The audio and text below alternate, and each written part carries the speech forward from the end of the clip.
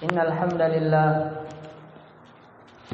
نحمده ونستعينه ونستغفره ونعوذ بالله من شرور أنفسنا وسيئات أعمالنا من يهده الله فلا مضل له ومن يضلل فلا هادي له وأشهد أن لا إله إلا الله وحده لا شريك له وأشهد أن محمدا عبده ورسوله يا أيها الذين آمنوا اتقوا الله حق تقاته ولا تموتن إلا وأنتم مسلمون يا أيها الناس اتقوا ربكم الذي خلقكم من نفس واحدة وخلق منها زوجها وبث منهما رجالا كثيرا ونساء واتقوا الله الذي تساءلون به والأرحام إن الله كان عليكم رقيبا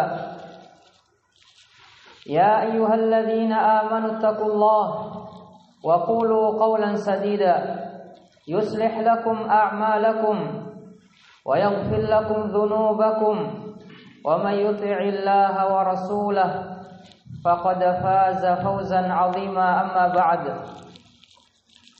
فإن أصدق الحديث كتاب الله وخير الهدي هدي محمد صلى الله عليه وسلم وشر الأمور محدثاتها فإن كل محدثة بدعة وكل بدعة ضلالة وكل ضلالة في النار أيها الناس rahimani wa rahimakumullah. Datang di dalam Sunan At-Tirmidzi dari hadis Abdullah ibnu Mughaffal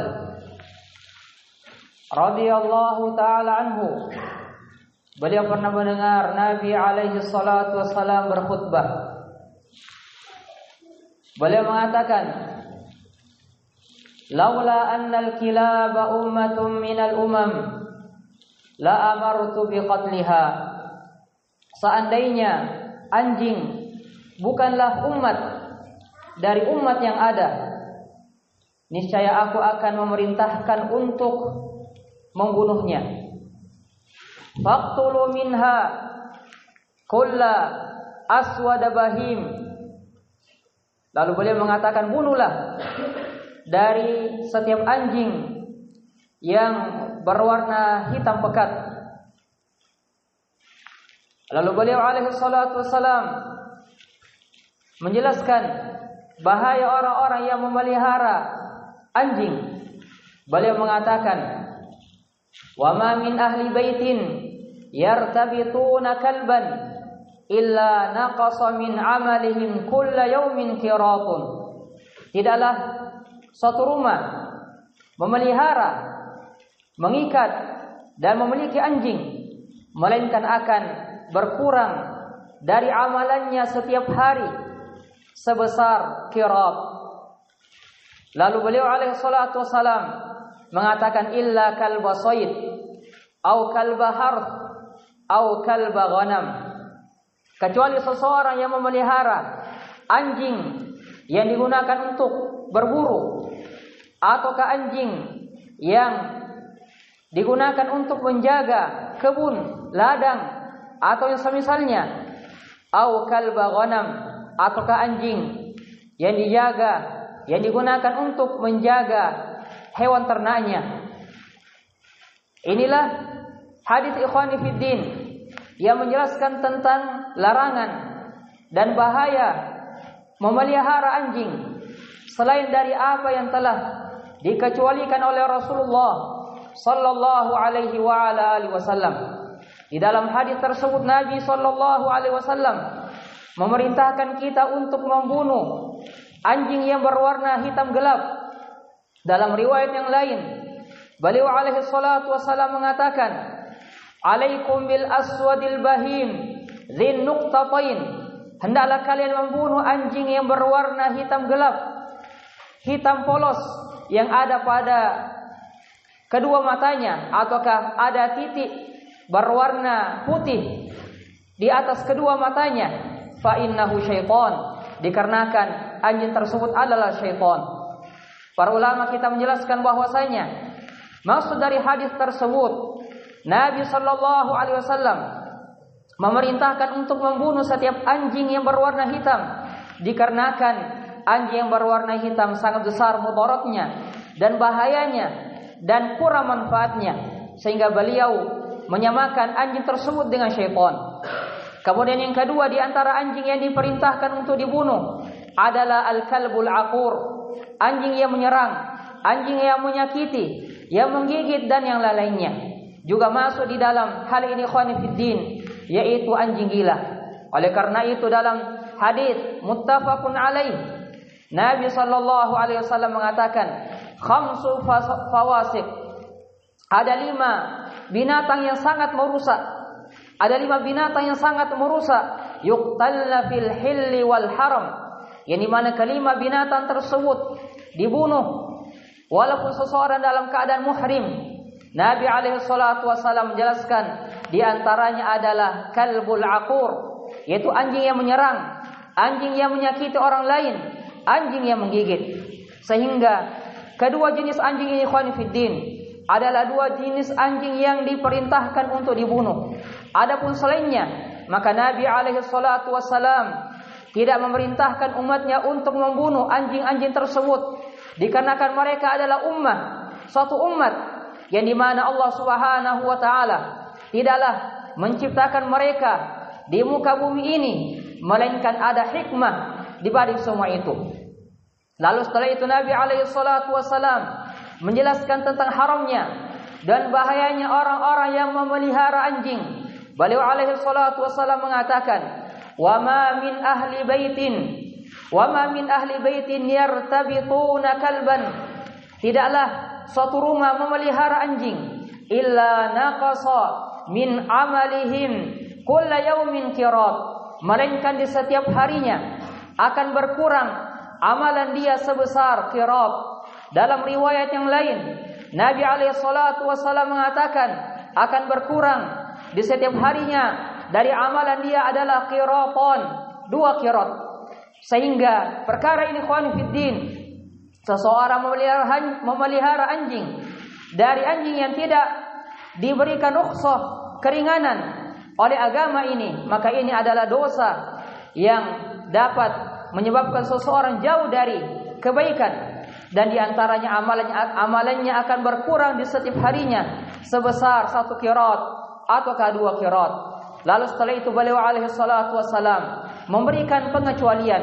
Ada 3 jenis anjing yang boleh untuk dipelihara. Yang pertama kata beliau alaihi salatu wassalam, illa kalba sayd, itu anjing yang digunakan untuk berburu, dikarenakan hasil buruan dari anjing yang telah terlatih, yang telah diajari cara untuk berburu, maka hasil dari tangkapannya tersebut tatkala seseorang melepaskannya dengan mengucapkan bismillah, maka hasil dari buruan anjing tersebut halal untuk dimakan. Allah Subhanahu wa taala mengatakan di dalam Al-Qur'anul Karim, qul uhilla lakum at-thayyibat, katakanlah wahai Rasulullah, telah dihalalkan kepada kalian perkara-perkara yang baik. Wa ma 'allamtum minal jawarihi mukallibin tu'allimunahunna mimma 'allamakumullah, dan juga dihalalkan kepada kalian hasil hewan buruan yang ditangkap dari anjing atau burung yang telah terlatih. Fakulu mimma amsakna 'alaikum wadhkuru smallahi 'alaihi, kata Allah Subhanahu wa taala, makanlah dari apa yang ditangkap oleh hewan yang telah terlatih tersebut setelah kalian menyebutkan nama Allah. Sehingga yang pertama yang boleh untuk seseorang memilikinya adalah kalbu sayd. Kemudian yang kedua adalah kalbu harth, anjing yang digunakan untuk menjaga suatu kebun, ladang, tanaman ya dari gangguan hewan-hewan yang lainnya. Juga yang terakhir yang diberikan keringanan oleh Nabi alaihi salatu wassalam untuk seseorang memilikinya, yaitu kalbu ghanam, yaitu anjing yang digunakan untuk menjaga hewan-hewan ternak ya berupa kambing dan yang lainnya. Karena dengan adanya anjing tersebut, dia bisa menjaga kambing tersebut dari serangan serigala atau ke hewan-hewan buas yang lainnya. Dan Asy-Syaikh Al-Utsaimin rahimahullahu taala mengatakan bahwasanya seseorang apabila memiliki anjing, dia memeliharanya di rumahnya sebagai bentuk penjagaan dari hewan buas dan yang lainnya, ataukah dari pencuri dan yang semisalnya, dari orang-orang yang berniat buruk, selama orang tersebut berada di tempat yang jauh dari keramaian, jauh dari manusia, dan dia khawatir kalau di rumahnya tersebut akan datang hewan-hewan yang berbahaya, ataukah ada orang-orang yang ingin berbuat buruk kepadanya, maka pada kondisi seperti ini, ikhwani fiddin, seseorang diperbolehkan untuk memelihara anjing, dikarenakan penjagaan terhadap jiwa, penjagaan terhadap kehormatan, penjagaan terhadap keluarga tentunya jauh lebih besar daripada penjagaan terhadap harta, terhadap kebun seseorang, hewan seseorang dan yang lainnya. Semoga Allah Subhanahu wa taala memberikan taufik kepada kaum muslimun agar bisa berhati-hati dari perkara yang berbahaya ini.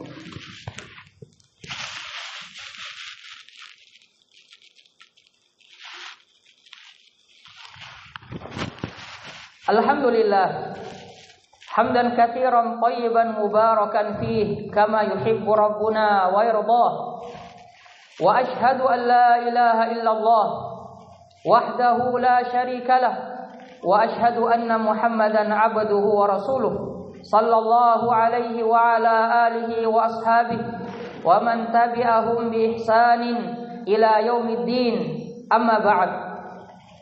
Kemudian di antara bahaya seseorang memelihara anjing dan mudarat kalau seseorang memiliki anjing, yaitu apa yang datang dari Nabi alaihi salatu wasalam. Beliau alaihi salatu wasalam mengatakan, la tadkhulul malaikatu baitan fihi kalbun wala surah. Malaikat tidak akan masuk ke dalam rumah, yang dimana di dalam rumah tersebut terdapat anjing ataukah gambar makhluk bernyawa. Dalam hadis yang lain juga Nabi alaihi salatu wasalam menjelaskan tentang bahayanya anjing. Nabi alaihi salatu wasalam mengatakan, la tashabul malaikatu rufqatan fihi kalbun wala jaras. Malaikat tidak akan menyertai suatu perkumpulan yang dimana ada padanya anjing ataukah nyanyian. Sehingga para ulama kita menjelaskan bahwasanya malaikat yang tidak akan masuk di dalam rumah yang ada padanya anjing ataukah ada padanya gambar makhluk bernyawa, yaitu malaikat yang membawa rahmat dari Allah Subhanahu wa taala.